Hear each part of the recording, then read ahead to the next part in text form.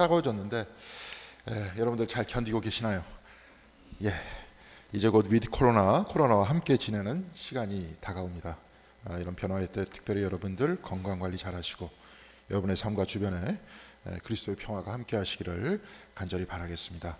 아까 장로님께서도 기도해 주셨듯이 이제 곧 많은 인원들이 예배에 참여할 수 있는데요. 제가 보니까 다음 주부터는 백신을 맞으신 분들을 포함해서 약 30%가 예배를 드릴 수 있다고 그렇게 합니다. 그래서 우리 교회는 아마도 지금 좌석수에 비해서 30%가 된다면 교회 인원들은 다 참석할 수 있을 것입니다. 이제 다시 시작하는 마음으로 주님 전을 아름답게 지키시는 여러분들이 다 되시기를 바라겠습니다.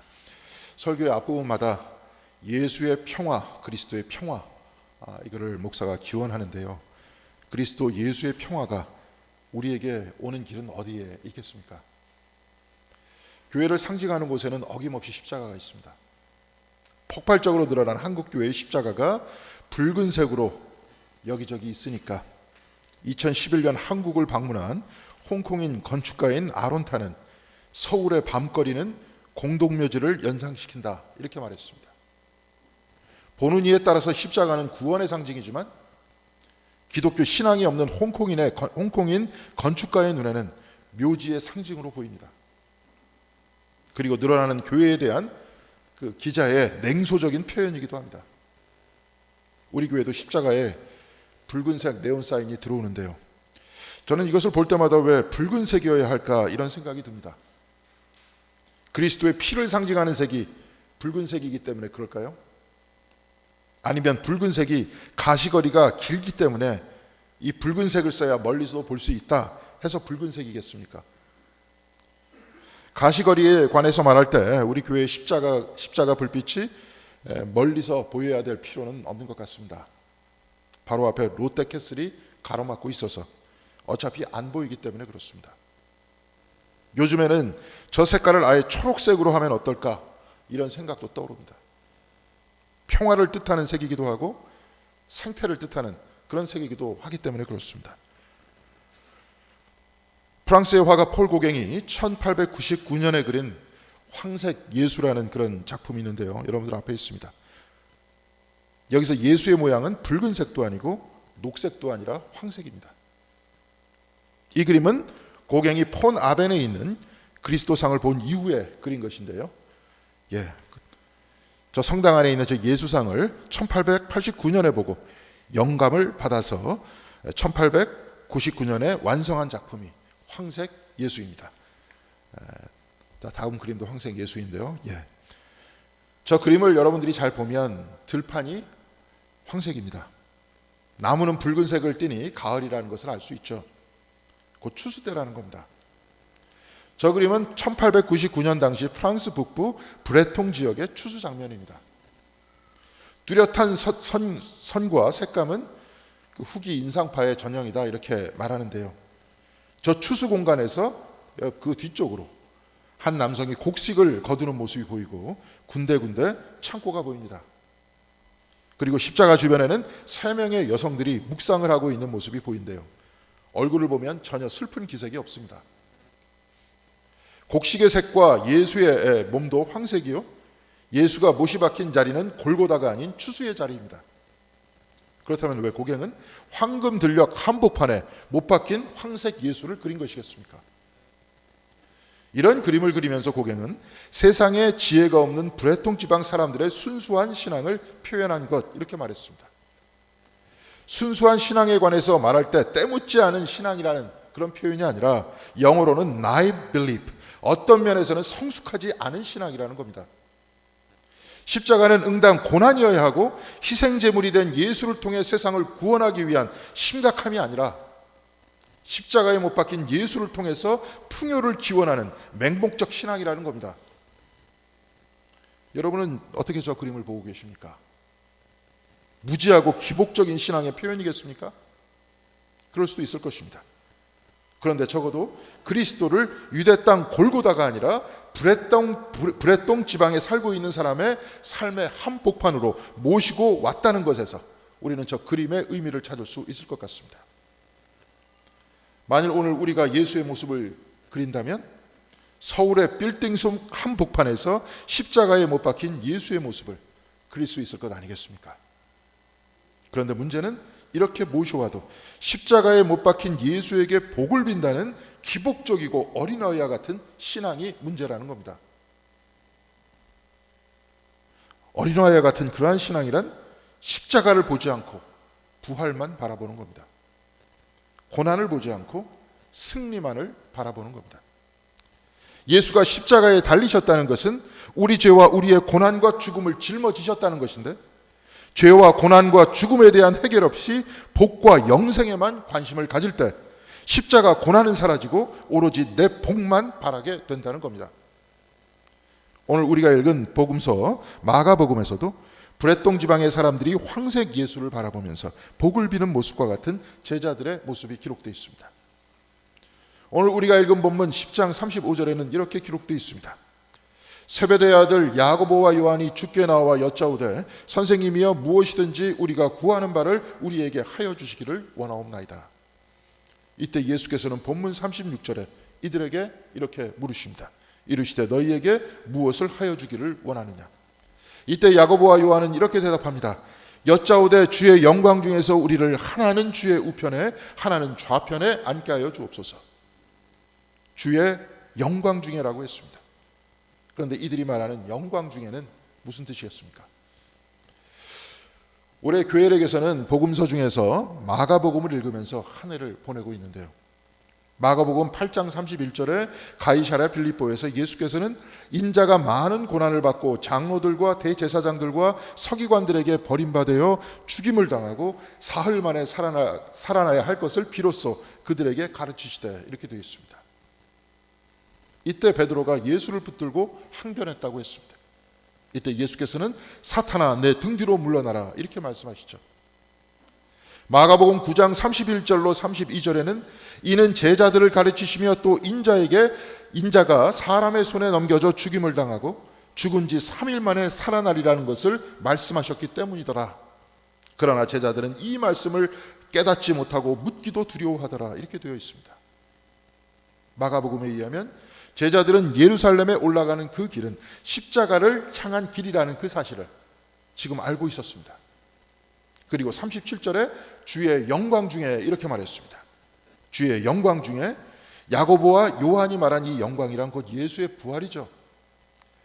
예루살렘에서 십자가에 못 박혀 3일 만에 부활하신다면 그 부활한 예수께서 이제 빌라도와 헤롯을 몰아내고 이스라엘을 다스리실 터인데 바로 그때 우리 두 형제를 주의 오른편에 주의 왼편에 앉게 해달라. 좌의정과 우의정이 되게 해달라 이 말입니다. 이때 예수께서는 이들에게 너희는 너희가 구하는 것을 알지 못하는도다 이렇게 말씀하셨습니다. 그러면서 물으십니다.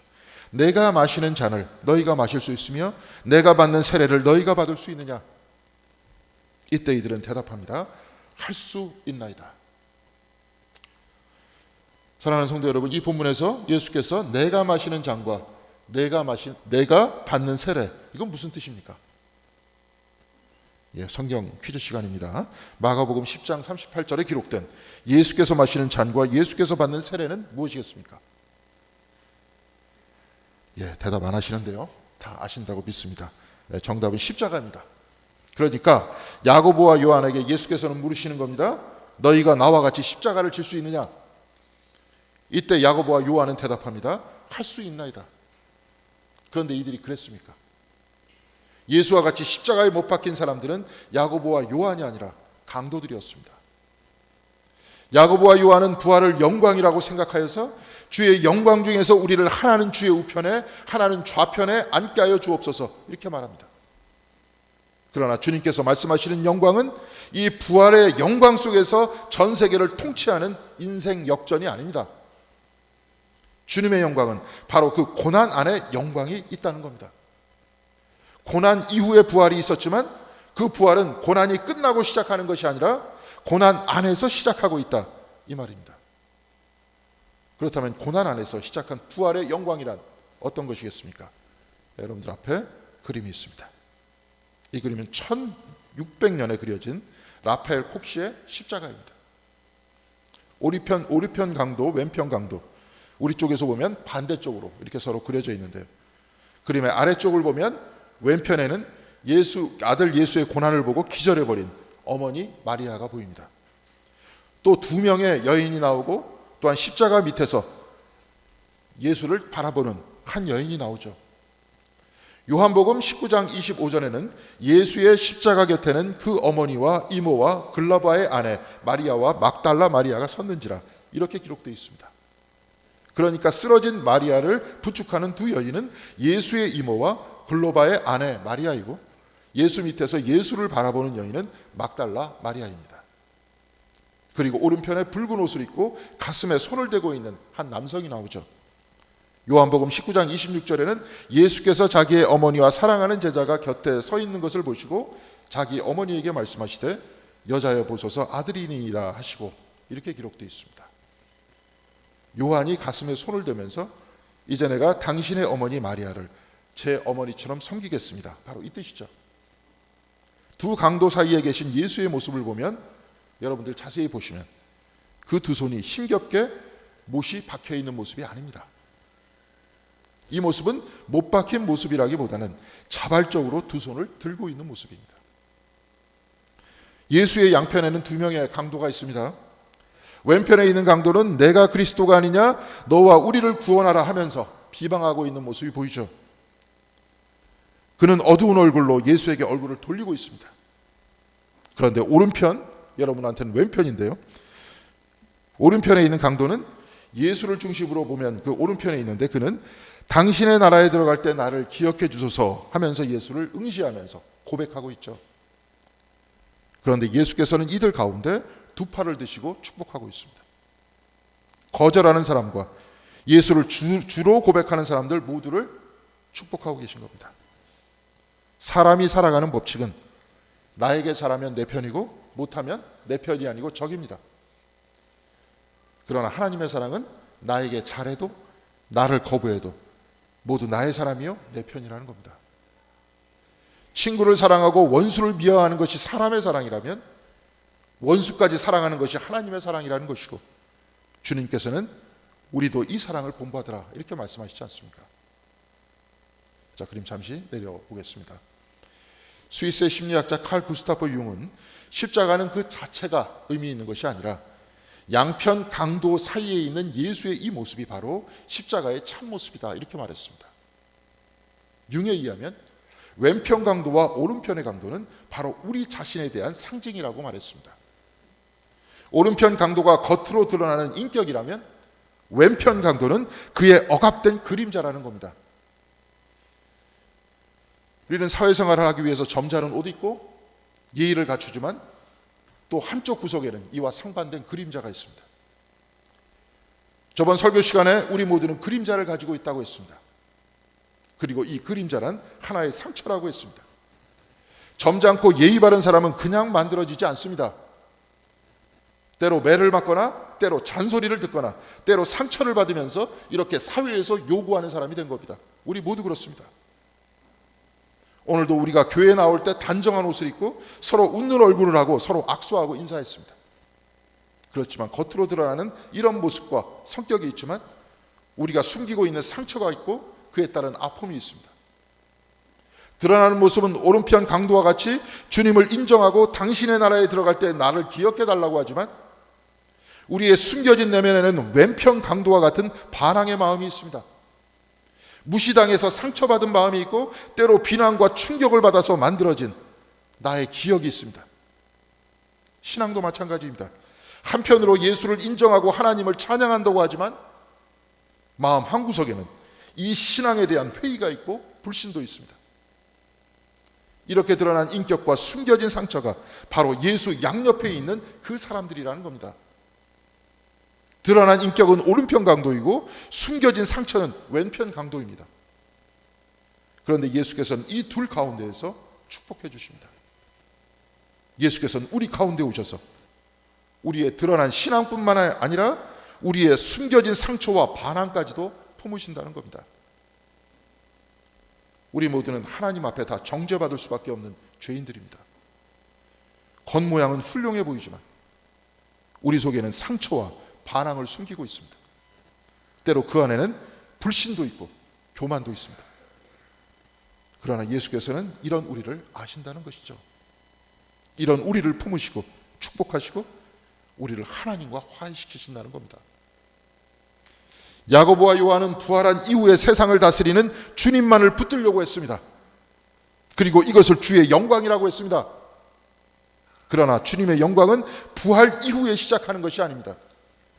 주님의 영광, 그 부활은 고난 이후에 시작하는 것이 아니라 고난 안에서 우리를 있는 그대로 받아들이면서 시작한다는 겁니다. 우리의 상처까지도 품어 안으시면서 그 부활을 시작합니다. 이로써 우리를 의롭게 하시어 하나님 아버지께로 데리고 가십니다. 바로 이것이 고난 속 부활의 영광인 겁니다. 자, 라파엘 콕시의 그림 다시 한번 보겠습니다. 그림을 보시면 예수 아래편에 마리아가 있고 이모가 있고 글로바의 안에 마리아가 있고 막달라 마리아가 있고 요한이 있습니다. 예수께서는 이들 모두에게 두 손을 들어서 축복하고 계십니다. 정신을 잃은 어머니를 포함해서 그를 부축하는 두 사람, 쓰러진 마리아를 모시겠다고 말하는 요한과 예수를 보고 놀라는 막달라 마리아까지 이들의 다양한 삶의 모습 전체를 축복해 주십니다. 또한 십자가 뒤편에는 로마의 군인들도 보이고 일상을 살아가는 사람들도 보입니다. 그리고 저 멀리 도시가 보입니다. 예수께서는 공중 위에서 이들 모두를 품고 이들 모두를 축복하고 계신 겁니다. 우리의 삶 전체는 우리를 화해시키고 축복해 주시는 예수 그리스도의 은혜 아래 있다는 것 아니겠습니까? 예수의 몸과 가린 속옷의 색은 흰색입니다. 십자가에 달리셨지만 사실 예수의 몸은 부활의 몸을 입고 있다, 이 말입니다. 자, 그림 내려보겠습니다. 독일의 신학자 위리겐 몰트만은 십자가에 달리신 하나님에서 이렇게 말하고 있습니다. 십자가와 부활을 나란히 병렬시키는 것은 단지 시간의 연속성을 말하는 것이 아니다. 그러니까 십자가 이후의 부활이 아니다. 곧 십자가에 달리신 그분의 부활이며 부활하신 그분의 십자가인 것이다. 십자가와 부활을 시간적으로 봐서 십자가와 부활을 따로 나누어 놓고 보면 마치 야고보와 요한이 십자가를 버리고 부활의 영광만을 붙드는 그런 것이 된다는 겁니다. 그런데 몰트만은 십자가에 달리신 그분의 부활 혹은 부활하신 그분의 십자가다, 이렇게 말했습니다. 십자가와 부활은 시간적 연속성이 아니라 십자가에 달리신 분의 부활이요, 부활하신 분께서 십자가 위에서 지금도 오늘 저와 여러분에게 화해와 평화를 선포하고 계신다는 겁니다. 부활하신 예수 그리스도께서 지금 우리와 함께 계시듯이 십자가에 못 박히신 그리스도께서는 바로 지금 우리 안에 우리 삶 한복판에 있다는 겁니다.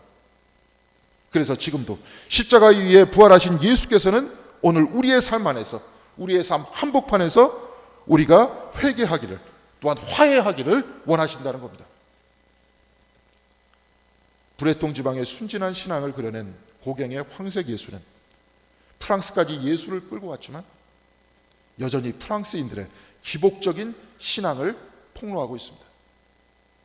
그러나 라파엘 콕시의 십자가는 화해와 평화로 세상을 다스리시는 예수, 지금도 우리 한복판에서 십자가에 달리시어 화해와 용서의 통치를 하고 있는 십자가 위 영광의 예수 그리스도를 보여주고 있는 겁니다.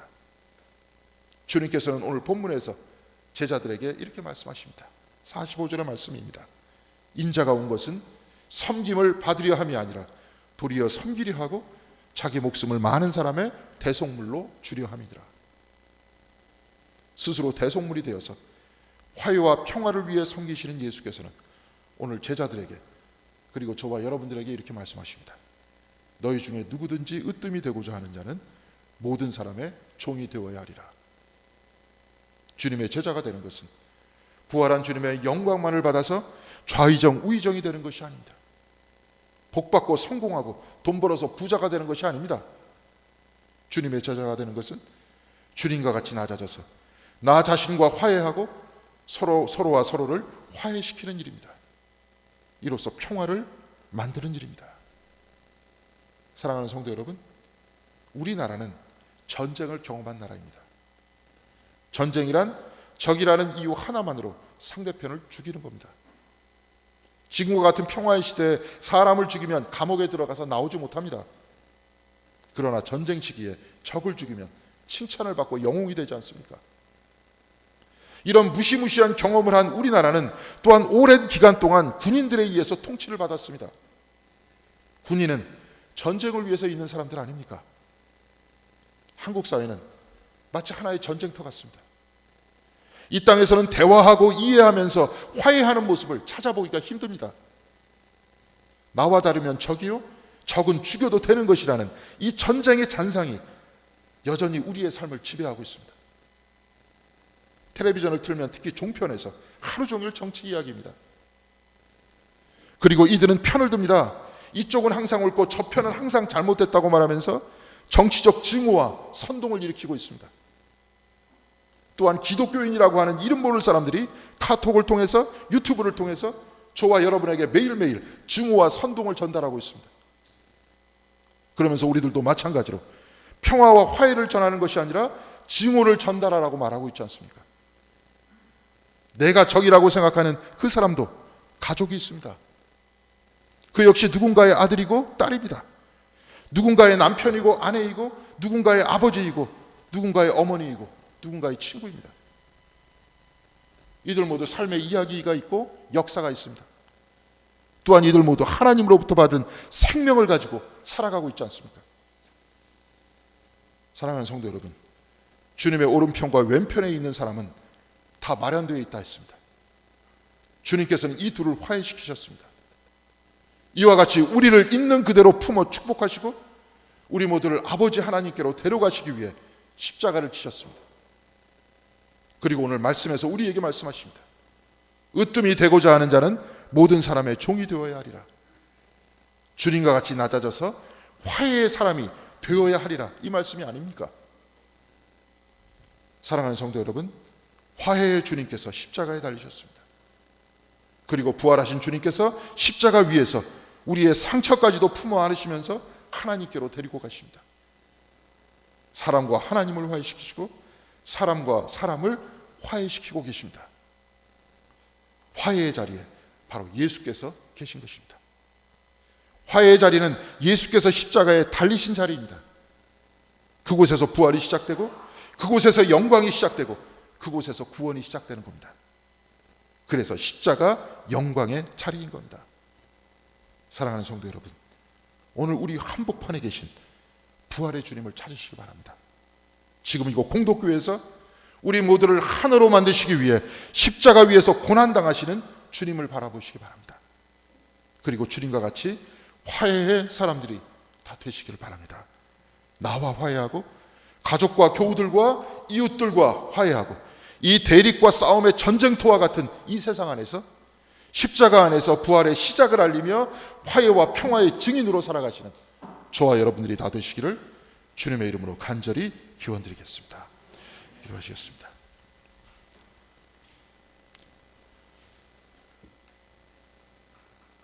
오래전 전쟁의 아픔 속에서 생존만을 위해서 주님께 울부짖던 우리 모두들, 그러나 이 모두의 생명이 소중하다고 성경은 가르치고 있습니다. 주의 이런 전쟁의 잔상과 싸움의 잔상들이 아직까지 우리들의 마음과 우리 사회에 남아있어 대립하고 증오하고 갈등하는 이 세상에서 주님께서는 화해의 증인으로 오셨고 화해의 대속물로 오셨고 또한 우리 모두를 화해시키시고 하나님께로 데리고 가시니 주여 우리로 하여금 우리의 마음을 열게 하여 주시옵시고 우리의 상처까지도 품으시는 예수 그리스도를 붙들 수 있도록 인도하여 주시옵시며 이를 통해 아버지 하나님을 만날 수 있는 저희들이 될 수 있도록 인도하여 주시옵소서. 이로써 이웃과 화해할 수 있도록 하여 주시옵시고 교회 안에서도 평화와 화해의 목소리만 넘쳐날 수 있도록 함께하여 주시옵시며 서로가 서로를 위해서 사랑하며 기도하는 그 기도의 소리가 넘쳐날 수 있는 우리 공덕교회가 될 수 있도록 주님께서 붙들어 주시옵소서. 그리하여서 이곳이 이 땅 위에 있는 작은 하늘나라가 될 수 있도록 도와주시옵시고 그 사랑과 평화와 화해가 이 땅 위로 확산이 되어서 증오가 사라지고 화해와 평화만이 넘치는 이 땅이 될 수 있도록 주여 우리 모두에게 용기를 허락하여 주시옵시고 은혜 내려 주시옵소서. 주께서 언제나 같이 하여 주실 것을 바라오며 주 예수 그리스도 이름으로 기도드렸습니다. 아멘.